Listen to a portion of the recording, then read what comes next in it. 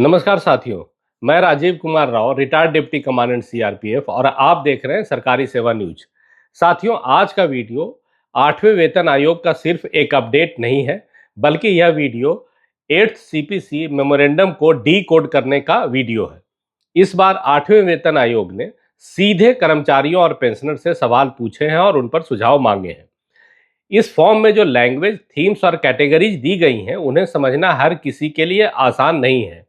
इसलिए मैं आपको आसान भाषा में समझाऊंगा कि 8वां वेतन आयोग आपसे आखिर जानना क्या चाहता है और आपको अपनी बात सरकार तक प्रभावी तरीके से कैसे पहुंचानी है।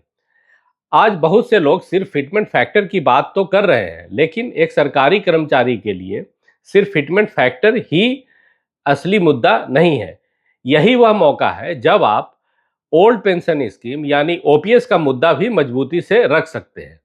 अगर फिटमेंट फैक्टर बढ़ गया लेकिन ओपीएस का मुद्दा, राशन मनी का मुद्दा, एचआरए, टीएडीए, प्रमोशन, एमएससीपी का मुद्दा सही प्रकार से समाधान नहीं हो पाया, तो फिर अगले 10 साल तक अपनी बात रखने का कोई भी अवसर नहीं मिलेगा।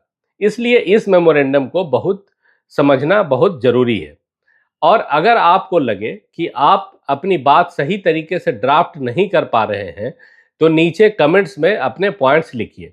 मैं सभी कमेंट्स को पढ़कर इंपॉर्टेंट इश्यूज को कंपाइल करके अपना एक ड्राफ्ट आपको वीडियो के माध्यम से बताऊंगा और 8वें वेतन आयोग को भी सबमिट करूंगा, ताकि आप सबकी बात भी सरकार तक मजबूती से पहुंचे।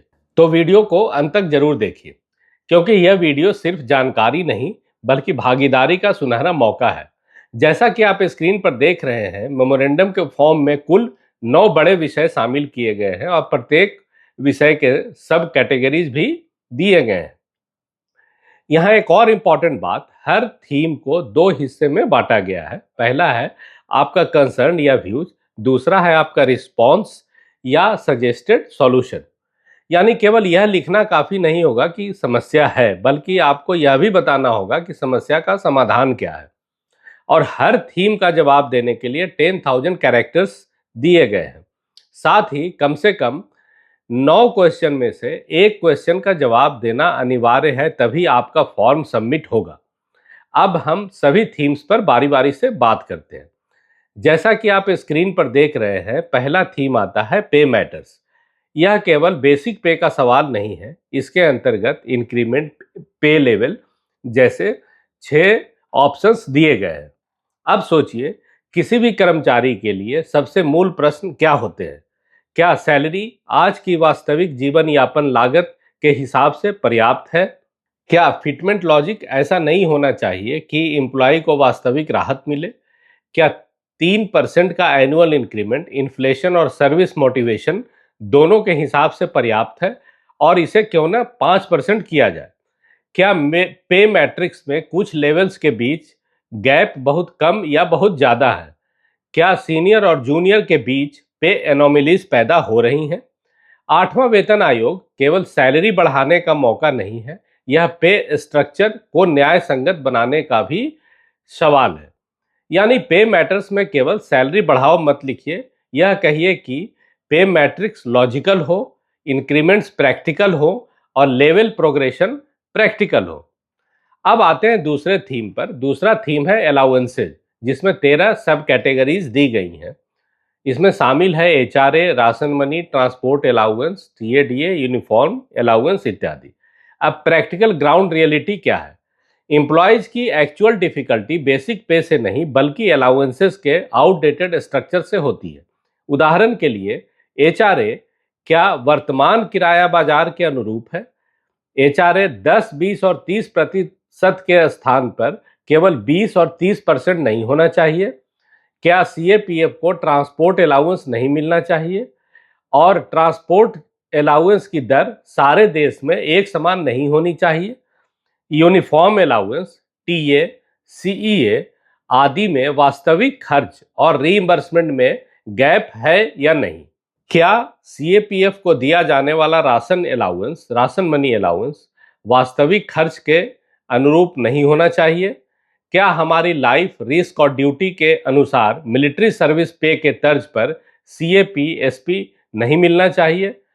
इसलिए 8वें वेतन आयोग के सामने यह मुद्दा मजबूती से जाना चाहिए कि अलाउंसेस सिंबॉलिक नहीं बल्कि रियलिस्टिक हो। अब बात करते हैं एडवांसेज और फैसिलिटीज जैसे थीम्स की।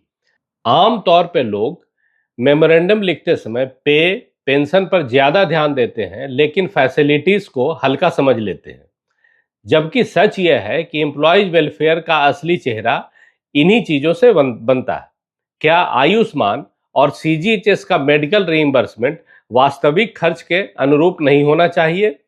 इंश्योरेंस इनएडिक्वेट हो तो फैमिली इनसिक्योरिटी बढ़ती है। इसलिए CGEGIS को लॉजिकल बनाने की आवश्यकता है।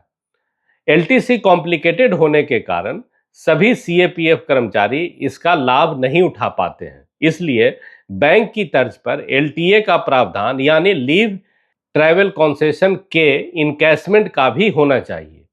कई बार ऑपरेशनल एक्सीजेंसीज की वजह से CAPF के जवान ऑफिसर लीव पर नहीं जा पाते हैं और ये लैप्स हो जाती है। बैंक्स की तर्ज पर हर साल 5 से 10 दिन के EL के लीव इनकैशमेंट का भी प्रावधान होना चाहिए। CAPF के कार्मिक संडे GH यानी 24/7 ड्यूटी करते हैं, लेकिन उन्हें कंपनसेटरी ऑफ और 13 मंथ पे की सुविधा नहीं दी गई है। जहां फील्ड ऑफिस 6 दिन कार्य करते हैं, वहीं हेडक्वार्टर्स केवल 5 दिन काम करते हैं। वर्किंग डेज सभी ऑफिसेज के लिए समान होनी चाहिए, विशेषकर CAPF के ऑफिसेज में। 8वां वेतन आयोग केवल पे रिवीजन नहीं, सर्विस कंडीशन के रिवीजन का भी मौका है। ओल्ड पेंशन स्कीम यानी OPS सहित मेडिकल, LTC, इंश्योरेंस, लीव और हाउसिंग मैटर को इसमें बराबर का महत्व दिया जाना चाहिए। अब बात करते हैं परफॉर्मेंस इंसेंटिव की। यहाँ बड़ा सवाल यह है कि क्या CAPF और गवर्नमेंट ऑफिसेज में परफॉर्मेंस रिकॉग्निशन का मॉडल ट्रांसपेरेंट है? परफॉर्मेंस इंसेंटिव का विचार अच्छा तो हो सकता है, लेकिन यह तभी स्वीकार्य होगा जब पैरामीटर्स भी ट्रांसपेरेंट हो, वरना यह मोटिवेशन से ज्यादा डिसैटिस्फैक्शन पैदा करेगा। अब आते हैं पॉइंट नंबर 6, 7 और 8 पर, जो पोस्टिंग, कैडर मैनेजमेंट और कैरियर प्रोग्रेशन से संबंधित है। सरकारी सेवा में असंतोष केवल वेतन पैदा नहीं करता, असली असंतोष तब पैदा होता है जब कर्मचारी को लगता है कि उसकी सर्विस प्रोग्रेशन बंद है। कैरियर प्रोग्रेशन का मतलब MACP नहीं होना चाहिए, क्योंकि MACP फाइनेंशियल रिलीफ तो दे सकता है, लेकिन हर बार फाइनेंशियल ग्रोथ नहीं देता है। डेजिग्नेशन वही, रिस्पॉन्सिबिलिटी वही, अथॉरिटी वही, और सिर्फ पेपर पर फाइनेंशियल अपग्रेडेशन। ऐसे में एम्प्लॉय को ग्रोथ का वास्तविक अनुभव नहीं होता। अब कुछ महत्वपूर्ण पॉलिसी क्वेश्चंस।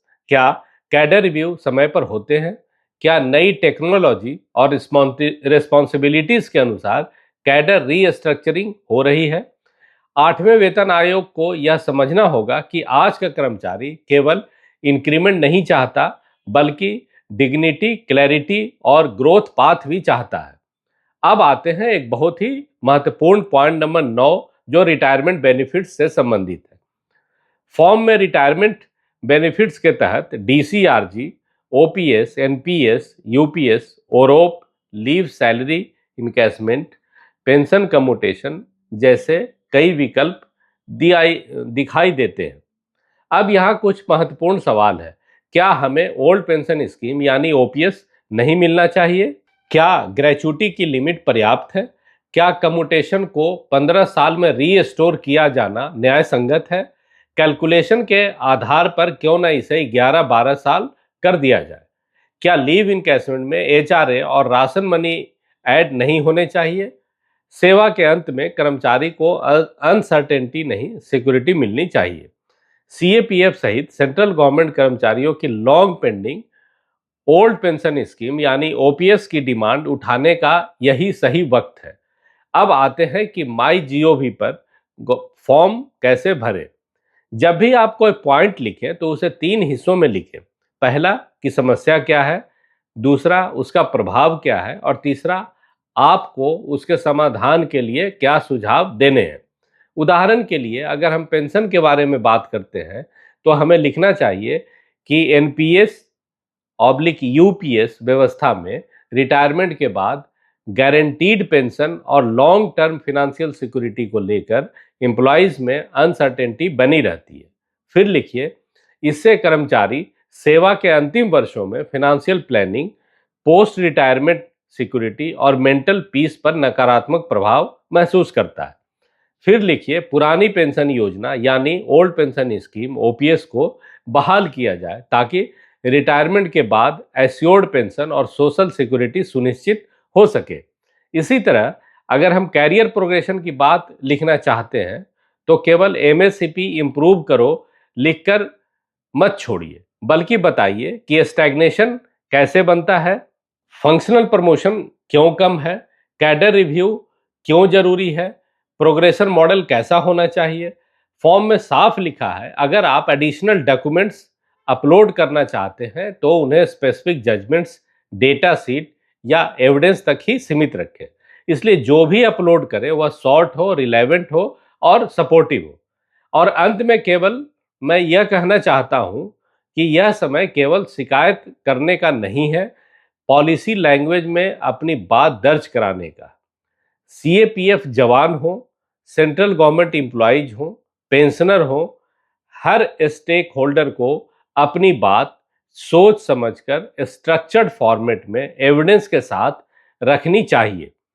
8वें वेतन आयोग के सामने वही आवाज ज्यादा प्रभावी होगी जो क्लियर होगी, रीजन्ड होगी और सॉल्यूशन ओरिएंटेड होगी। और अंत में, अगर हम अपनी बात सही ढंग से नहीं रखेंगे तो बाद में यही कहेंगे कि हमारे मुद्दे नहीं सुने गए। इसलिए 30 अप्रैल 2026, जी हाँ आपने सही सुना, 30 अप्रैल 2026 के डेडलाइन का इंतजार मत कीजिए। फॉर्म पढ़िए, थीम समझिए, पॉइंट्स तैयार कीजिए और अपनी बात दर्ज कीजिए।